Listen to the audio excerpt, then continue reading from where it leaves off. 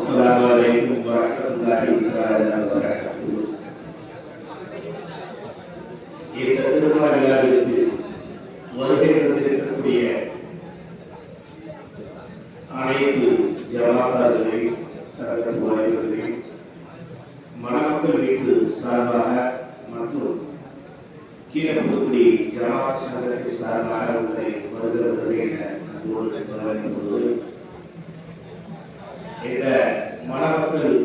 இந்த மணமக்களை மாற்றி துவா செய்ய ஆகவே இருக்கக்கூடியவர்கள் உள்ளே வருவார் அன்பார்ந்த அல்லாஹ்வின் நல்லடியார்களே, அல்லாஹ் சுப்ஹானஹு வ தஆலா இந்த திருமண பந்தத்தை பற்றி குர்ஆனில் பல இடங்களில் சொல்லி காட்டினார். குறிப்பாக நாம் சொல்லக்கூடிய விஷயம்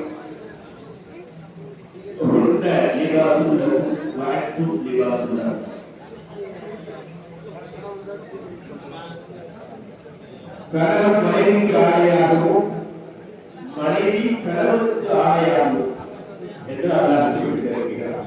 அதனுடைய பொருள் என்ன? இந்த பொருளை விலக்கி வாழ்ந்த சகாபாக்கள் எப்படி வாழ்ந்திருக்கிறார்கள் என்பதற்கு ஒரு சிறிய எடுத்துக்காட்டு ஒன்றை சொல்லிக்காட்ட நேரத்தில் நான் செலவிட்டிருக்கிறேன். கொஞ்சம் அமைதியாக இருந்து கவனிக்க.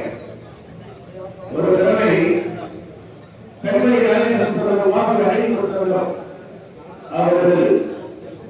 அவர்களிடத்திலே ஒரு மற்ற ஏனைய தோழர்கள் ஒரு புகார் இருக்கிறார்கள். என்ன புகார் என்று சொன்னால், ஒரு சஹாபி தோழரை குறிப்பிட்டு, யார் சொல்லலாம், இவர் ஜமாத்திற்கு சரியாக சில நேரத்தில் வருவது இல்லை.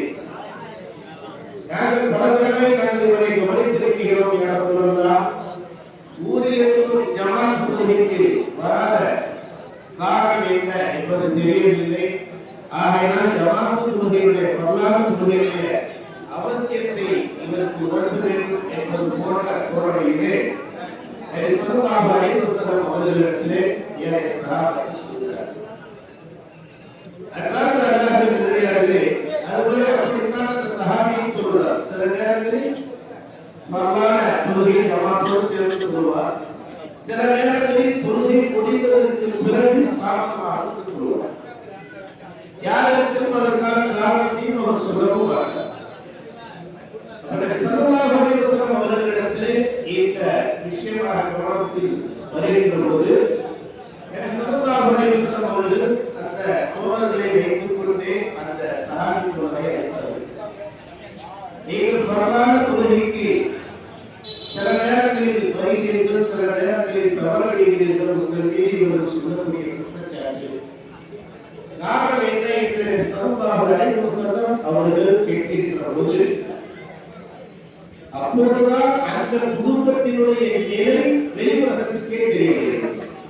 அதுவரை கணவனை பற்றி மனைவியோ, மனைவியை பற்றி கணவனோ வெளியே சொல்றார்.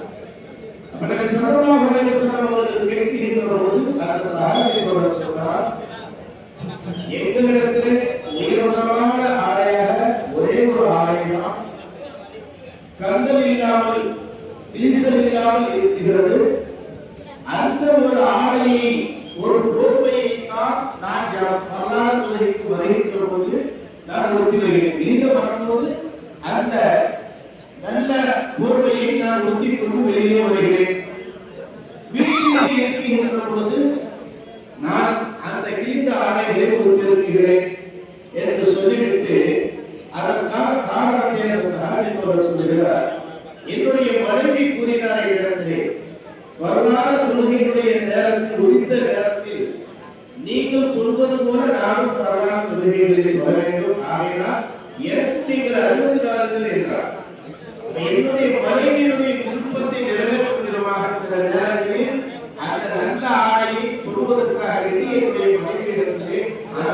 தொழுகையை நான் கொடுப்பேன். என்னுடைய மனைவி அந்த ஆணையை உறுதிக் கொண்டு அந்த உரிய நேரத்தில் அந்த பரவான தொழுகைகளை நிறைவேற்றுவார். அந்த தொழுகையை நிறைவேற்றும் வரை நான் கருதலான ஆணையோடு வீட்டிலே அமர்ந்திருப்பேன். தொழுது முடித்ததும் அந்த ஆணையை மாற்றி எனக்கு தருகின்ற போது அந்த நல்ல ஆணையை உறுதி கொண்டு நான் பள்ளிக்கு வருவேன். அந்த நேரம் வரலாற்று முடிந்துவிடும். சில நேரங்களில் என்னுடைய மனைவி எனக்கு அனுமதி தருவார். அந்த வரலாற்று என்னுடைய உட்கார நேரத்தில் ஒருவருக்கு அப்போது நான் நல்ல ஆணையை உறுதி கொண்டு வருவேன்.